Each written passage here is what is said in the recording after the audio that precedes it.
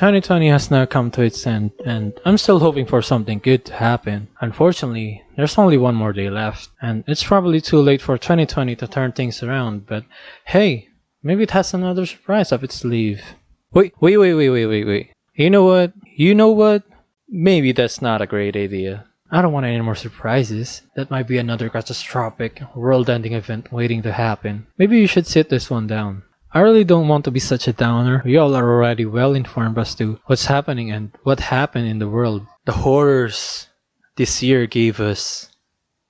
And also the fun things it lacks. I want to take it down a bit. Just a chill reflection as to what happened this year. So, here are the not so bad things, but are still bad, that happened in 2020. Number 1. Jenna Marbles getting cancelled. As I'm saying this now, I'm now realizing that this will be useless information 20 years from now. Unfortunately, I don't care.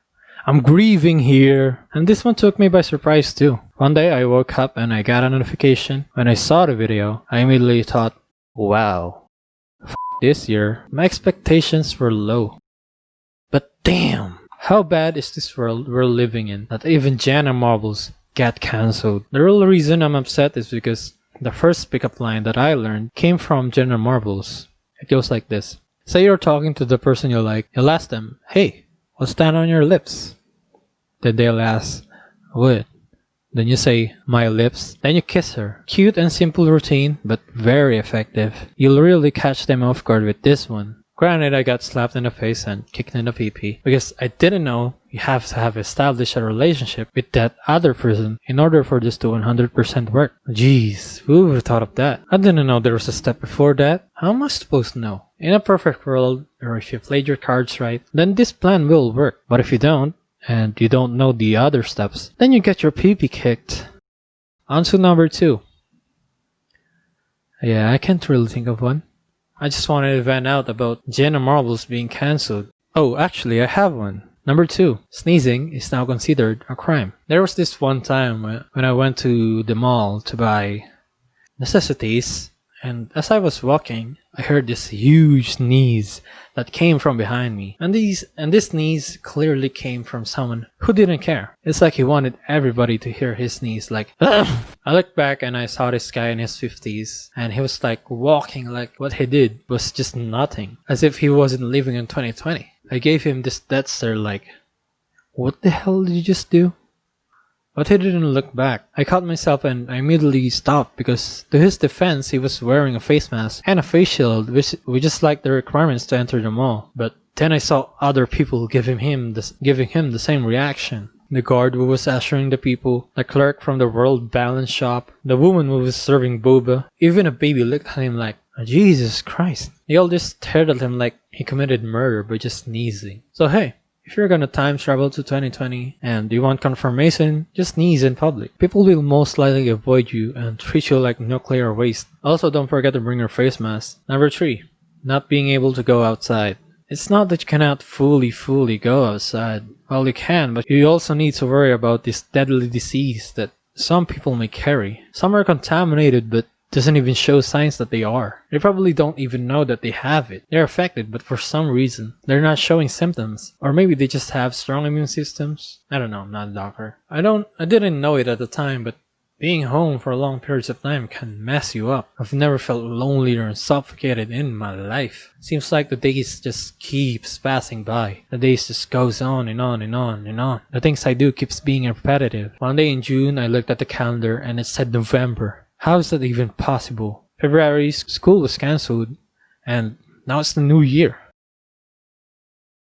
I can go out safely with the safety precautions, of course, with the face mask and the face shield, but I can't shake the feeling that when I go out, there's a possibility that I'll be contracted by the virus. Like it somehow came to my hands and I accidentally licked my hands without washing it. And it's only a matter of time before it shows its symptoms.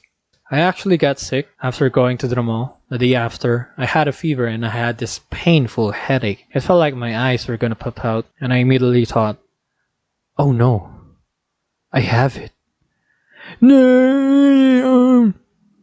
This is what everybody thinks about when they got sick in 2020. Never has it been so terrifying to have a common fever, because having a fever is one of the symptoms of corona, and it all goes downhill from there. Fortunately, I didn't have it, or else I probably wouldn't be able to tell the tale. It was just migraine because I can't stop looking at my phone. Okay. 2020 might be such a bummer of a year, but it's also important to look at the positive things that happened.